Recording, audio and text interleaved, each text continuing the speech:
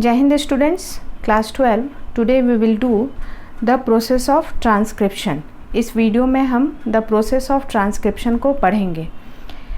The process of transcription का ये तीसरा वीडियो है। पहले वीडियो में मैंने ट्रांसक्रिप्शनल यूनिट को पढ़ाया था, that was this diagram. I have explain this diagram. Then आपके सेकेंड वीडियो में और मैंने ट्रांसक्रिप्शन और रेप्लिकेशन का अंतर बताया है। फिर मैंने सेकेंड यूनिट में जीन को डिस्क्राइब किया है, what is gene and what is cistron, how the definition of cistron, and then I have also described the types of RNA in the previous video, that there are three major types of RNA: mRNA, messenger RNA, tRNA, transfer RNA, rRNA, ribosomal RNA. These all RNAs are very crucial and plays the main role, important role in protein synthesis. Except this, I have also taught you a different RNA, that is snRNA.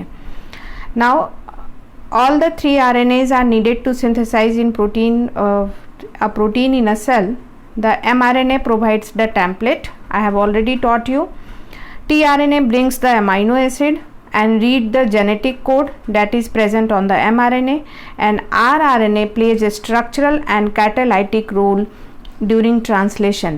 ये जो rRNA है यहाँ पे catalytic role play करता है, that's why it become an example ribozyme. rRNA is an example of ribozyme, that it plays an enzymatic role during protein synthesis. Now come to the process of now come to the process of transcription. अब देखते हैं, जैसे DNA के replication में हम लोग पढ़े थे, in that process the main role is played by the DNA dependent DNA polymerase. देखिए, जहाँ भी न्यूक्लियोटाइड के एडिशन की बात आएगी, न्यूक्लियोटाइड से पॉलीन्यूक्लियोटाइड बनने की बात आएगी, तो इंजाइम में पॉलीमरेज लगेगा। यहाँ पर जो इंजाइम है जो सबसे इम्पॉर्टेंट रोल प्ले करता है पॉलीमराइजेशन का, उसका नाम है डीएनए डिपेंडेंट आरएनए पॉलीमरेज।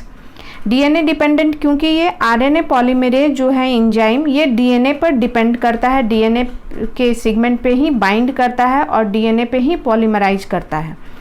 तो ये जो इंजाइम है इसको आप लोग अंडरलाइन कर लेंगे, that the process of transcription, in the process of transcription the polymerization is performed by DNA dependent RNA polymerase that catalyzes the transcription of all types of RNA in bacteria.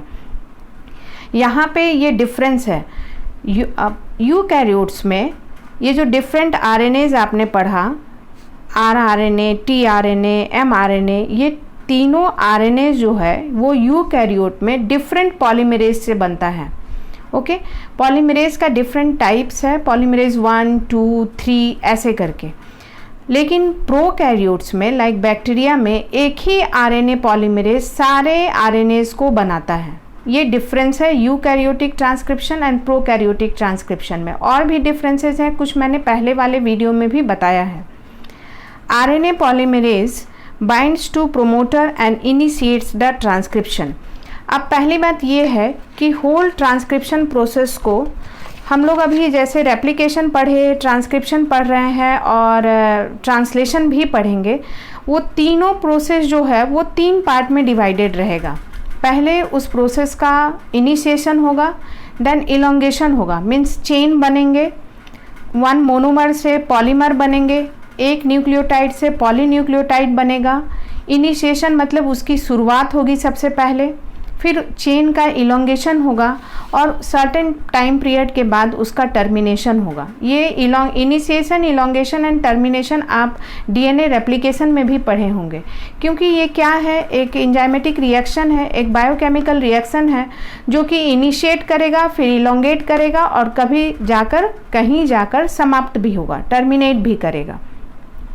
So now come here initiation. Initiation पे हम लोग concentrate करते हैं। जब process of transcription को पढ़ेंगे तो इस ट्रांसक्रिप्शनल यूनिट को ज़रूर ध्यान में रखेंगे। दिस ट्रांसक्रिप्शनल यूनिट ये क्या है, मैंने पहले वाले वीडियो में बता रखा है।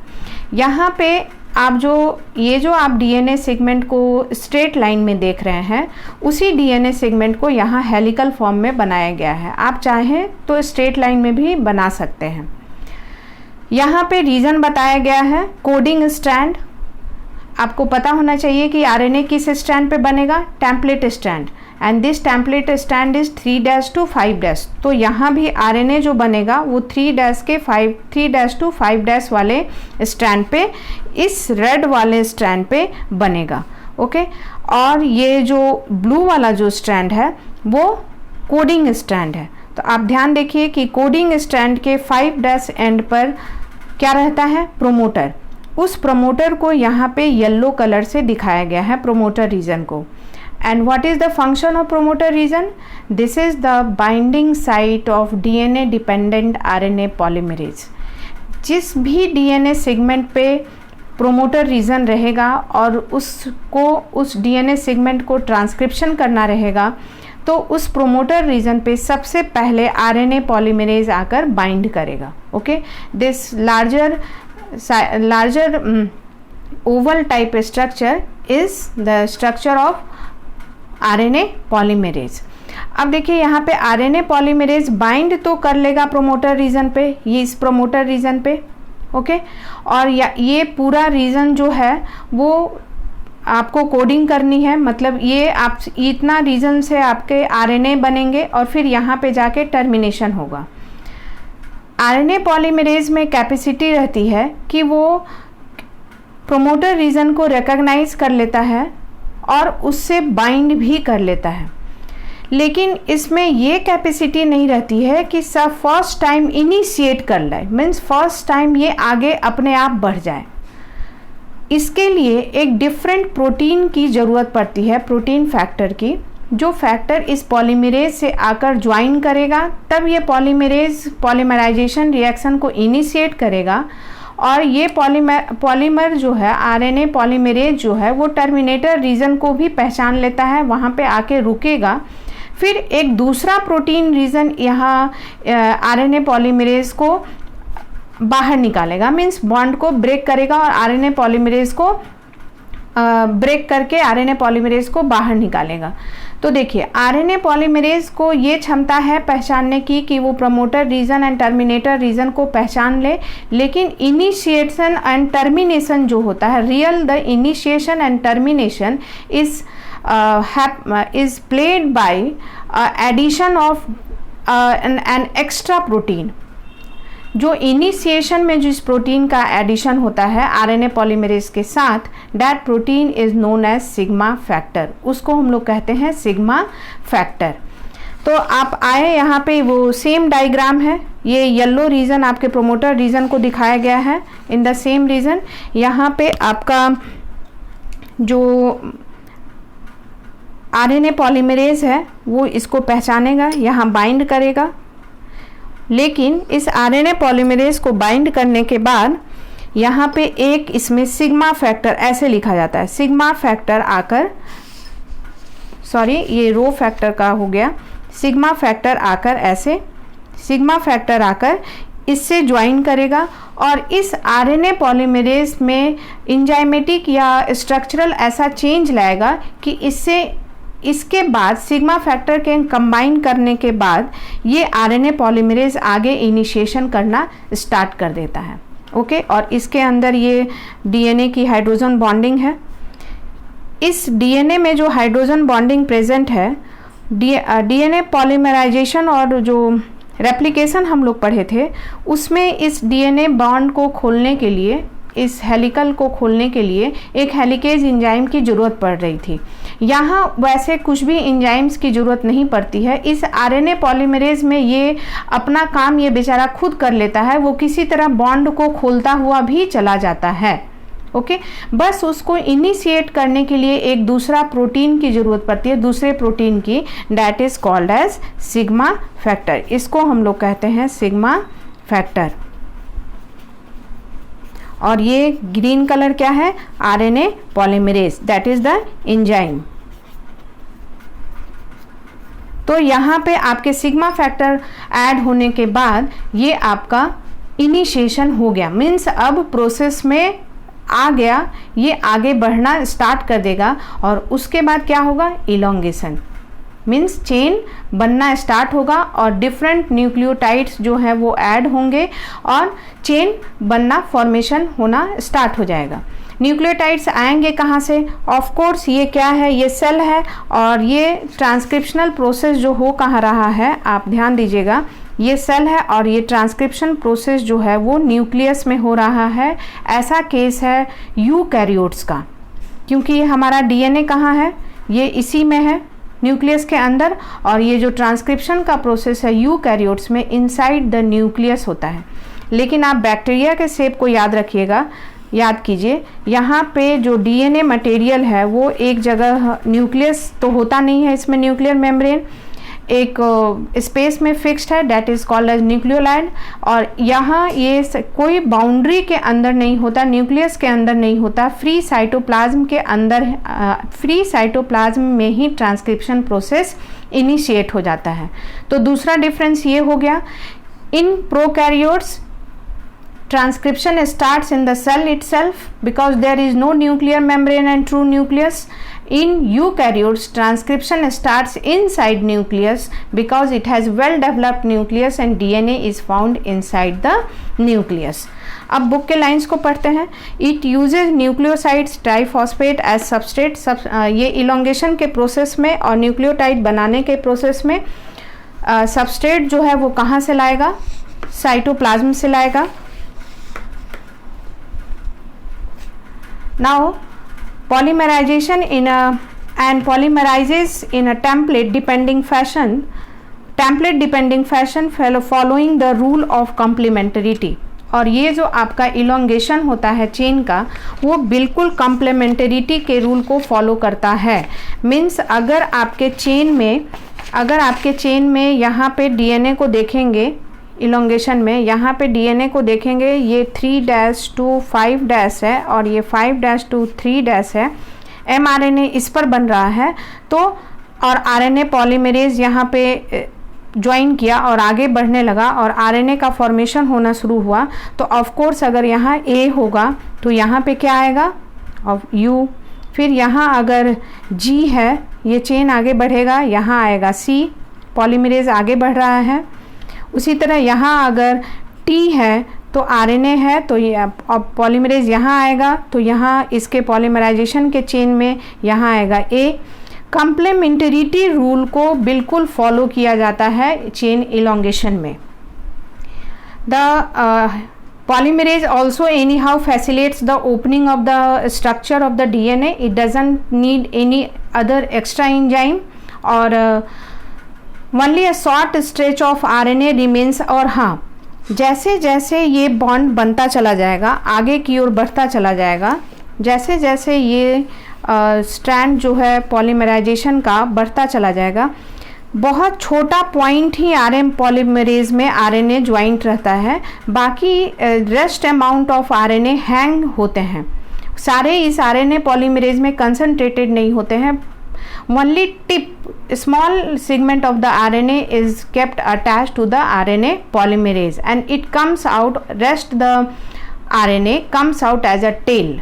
ओके, वंस द नाउ यहाँ ये आपका इलोंगेशन प्रोसेस हो गया, addition of the nucleotides from the substrate and the substrate where the substrate is present, that is in the cytoplasm. Now when the RNA polymerase elongation होते होते RNA polymerase terminator पर के पास पहुंच गया, that is here, that is here. RNA polymerase now reaches the terminator region in this way, in this diagram. Here the elongation process is going on और जैसे ही initiation के बाद elongation स्टार्ट होता है, सिग्मा फैक्टर RNA polymerase को छोड़ देता है, लीव कर देता है। बस सिग्मा फैक्टर का काम जो है वो इनिशिएट करना है, RNA polymerase को एक बार बस झटका देना है ताकि ये इनिशिएशन हो जाए और उसके बाद ये बाहर आ जाता है।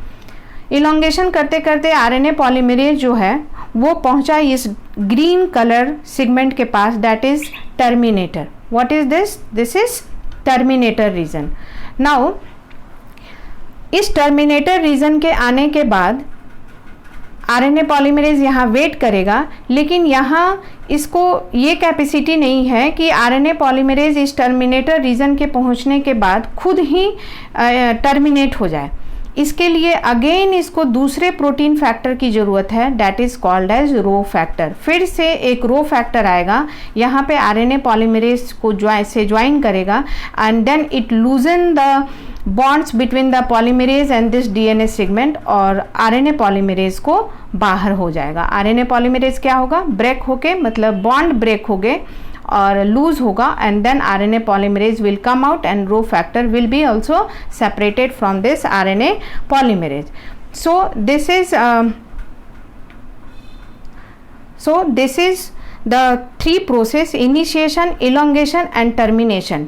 This transcription process is very easy, बहुत ज़्यादा एंजाइम्स की ज़रूरत नहीं पड़ती है। ओनली आरएनए पॉलीमरेज, इनिशिएशन के वक्त sigma factor, then elongation starts, then termination. In termination different factor called as rho factors joins the RNA polymerase, then the RNA polymerase loosen its bond with the DNA segment and it comes out, and also the rho factor separates from the RNA polymerase.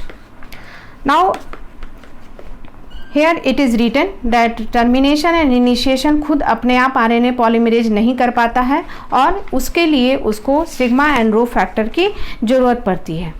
यहाँ पे अब एक बात ध्यान देंगे, in bacteria, since mRNA does not require any processing because it is happening in the cytoplasm itself, transcription and translation जो होगा, translation is the protein synthesis, takes place in the same compartment, that is no differentiation between the cytosol and the nucleus. Cytosol और nucleus में कोई difference नहीं है।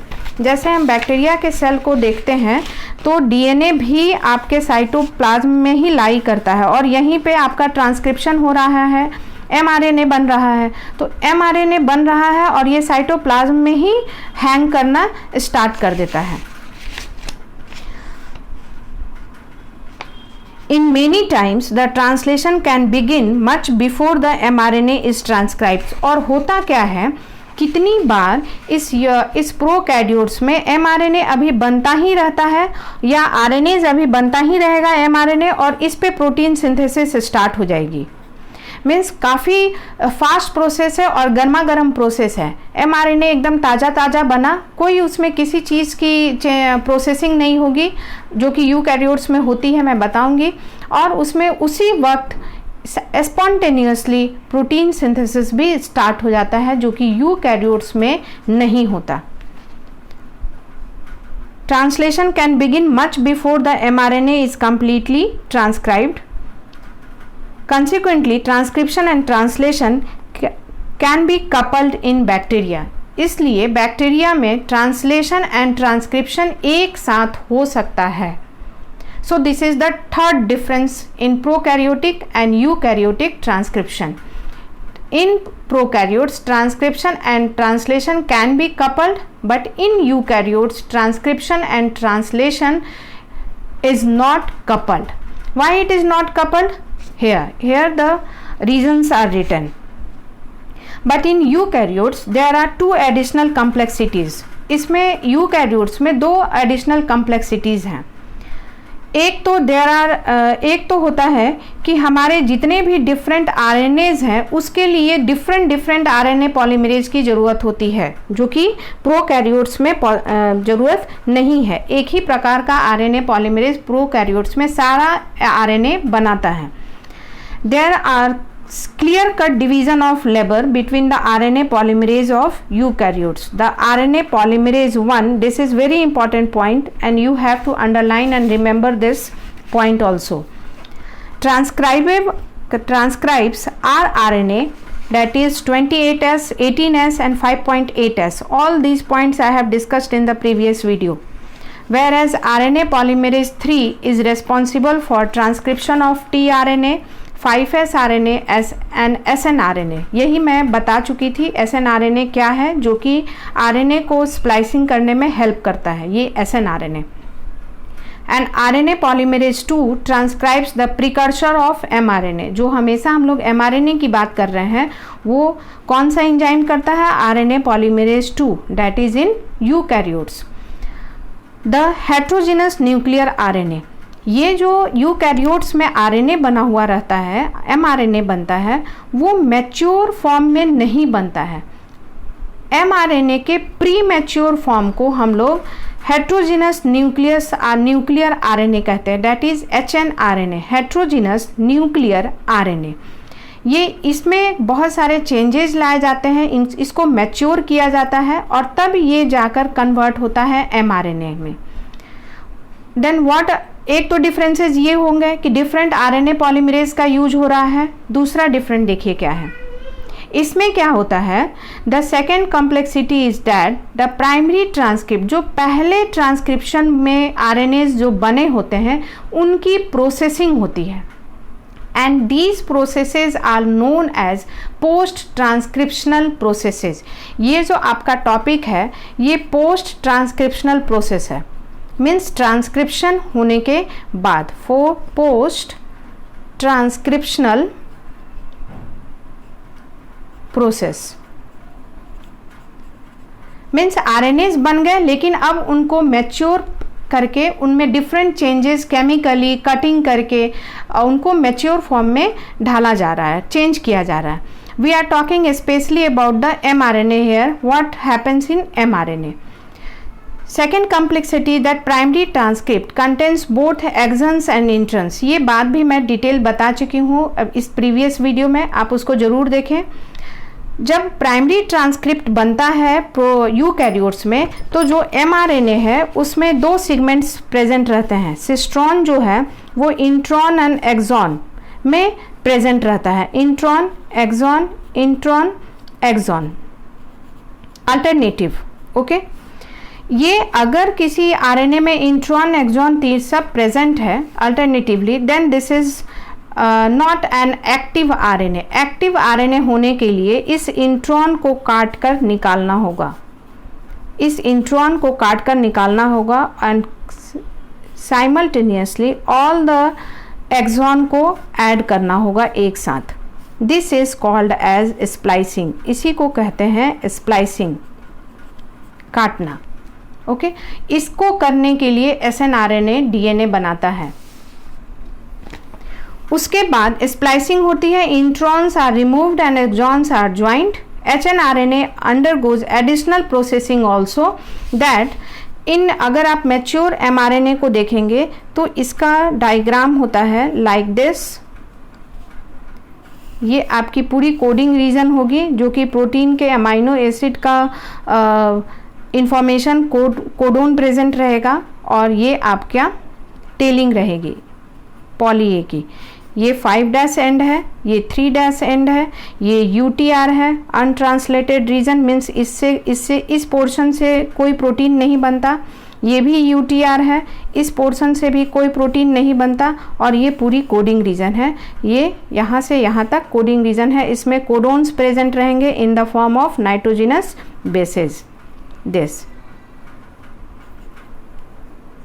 Okay, तो ये जो आपकी ये कैपिंग हो गई 5' एंड पे और टेलिंग हो गई 3' एंड पे, इस तीनों 5' एंड 3' एंड जो है इसकी प्रोसेसिंग होती है ट्रांसक्रिप्शन होने के बाद। ट्रांसक्रिप्शन जब हो जाएगा तब इसकी प्रोसेसिंग होगी और आपका टेलिंग एंड कैपिंग होगा। ओके, टेलिंग में एडिनाइलेट रेसिड्यू ऐड होंगे, मीन्स पॉली ए का एडिशन होगा, और ये 3' एंड पे होगा, और 5' एंड पे एक एक्स्ट्रा न्यूक्लियोटाइड ऐड किया जाता है, that is methyl guanosine triphosphate. Of course ये स्पेशल नाइट्रोजिनस बेसिस जो है वो DNA में प्रेजेंट नहीं होता है, तो इसका केमिकल मॉडिफिकेशन ट्रांसक्रिप्शन करने के बाद पोस्ट ट्रांसक्रिप्शनल प्रोसेस में होता है।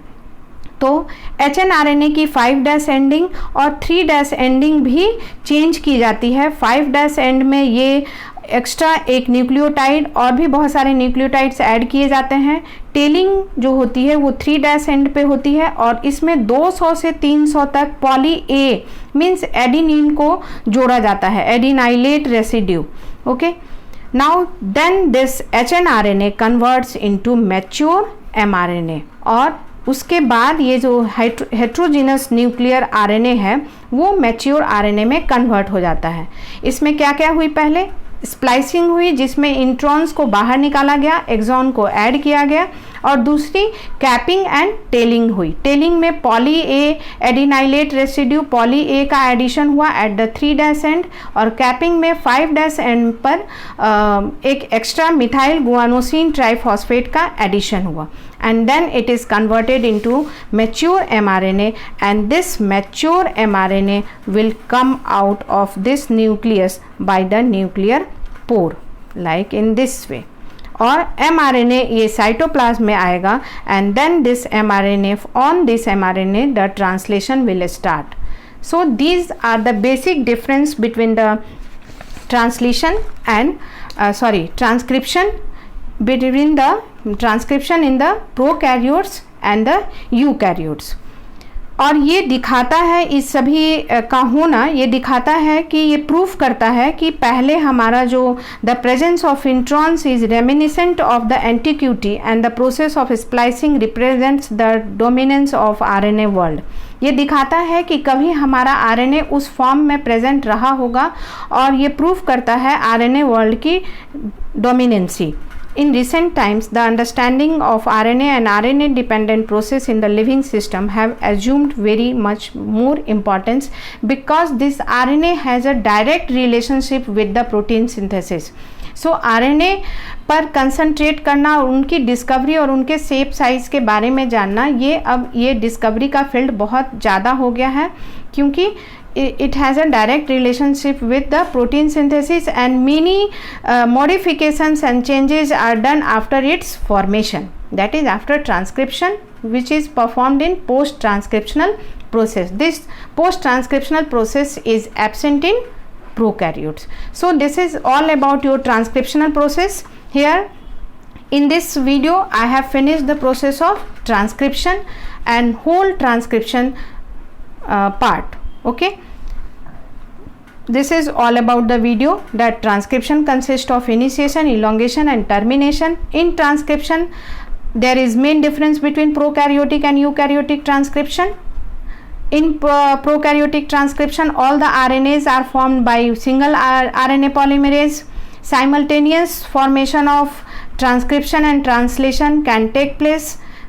Third, no post transcriptional addition or modification done in transcriptional process of prokaryotes. Okay, this is all about the process of transcription. Combine all the videos, listen one by one and prepare notes with the diagram along with the explaining the steps. Okay, thank you.